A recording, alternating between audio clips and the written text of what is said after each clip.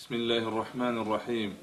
الحمد لله رب العالمين، والصلاة والسلام على أشرف الأنبياء والمرسلين، نبينا محمد وعلى آله وصحبه ومن تبعهم بإحسان إلى يوم الدين.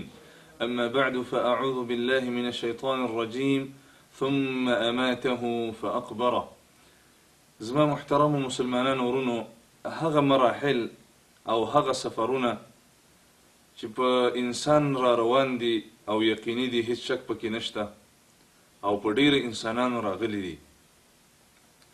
د هغه سفرونه یو عجیب او غریب او ناشنا سفر هغه د قبر سفر دی. زما عزتمندو، قبر یو ناشنا سفر په دې باندې دی چې یو خو ډیر ځان لري او بل دا چې ډیر تنګ ځای دی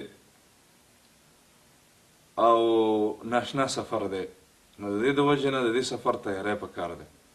په قبر کې زما عزتمندو رسول الله صلی الله علیه وسلم فرمای چې همدغه قبر چې دا ته ورته ګورې ای انسانه، دا به یا ستا لپاره د جنت د باغچونه یوه ښکلې باغچه وي او یا به د جهنم د کندو نه یوه ډیره خطرناکه کنده وي.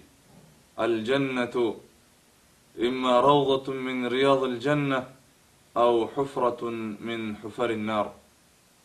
او همدارنګه زما عزتمندو په همدې قبر کې انسان ته نعمتونه هم ملاویږي او همدارنګه انسان ته په همدې قبر کې والعیاذ بالله که مجرم او منافق او کافر انسان وي ناشنا عذابونه ورته هم ملاویږي. او قرآن کریم هم په دې باندې دلالت کوي. په قرآن کریم کې آیاتونه چې په قبر کې عذاب شته. الله سبحانه وتعالى فرمای النار يعرضون عليها غدوا وعشيا. دا فرعون او د دې لښکرو ته سبایي او بیګایي عذابونه ورکول کیږي. نو هغوی خو په قبرونو کې دي، ځکه چې قبر د انسان آخري انتها ته وایي چې کله وفات شي او دفن کړی شي یا مایان وخوري یا په سین کې لاهو شي. الغرض د انسان آخري مرحلې ته قبر وایي په دنیا کې چې کله ختم شي د دې مرحله. نو عذاب په قبر کې شته دی. او همدارنګه د الله رسول صلی الله علیه وسلم هغه فرمایي چې کله یو انسان په لمانځه کې تشهد ووایي او همدارنګه درود ختم کی، نو د هغې نه وروستو دې د څلورو فتنو نه د الله سبحانه وتعالی پورې پناه وغواړي. یو په هغې کې د فتنه د قبر ده او د الله رسول به خپله هم پناه غوښتله. اللهم انا اعوذ بک من عذاب القبر. یا الله زه په تا پورې د قبر د عذاب نه پناه غواړم. او همدارنګه په احادیثو کې دا مسله ډیره په وضاحت سره ذکر ده چې په قبر کې عذاب شته دی. د دې د وجې نه شهدا چې دي په هغوی باندې ویؤمن من فتنة القبر، هغوی به د قبر د عذاب نه په امن کړی شي. نو تپوس وکړی شي چې دا ولې؟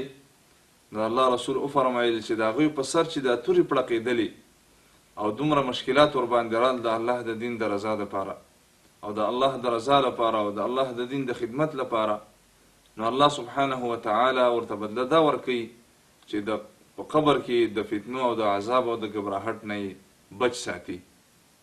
الغرض په قبر کې دا هم یوه ناشنا مرحله ده او په انسان باندې راتلونکې ده.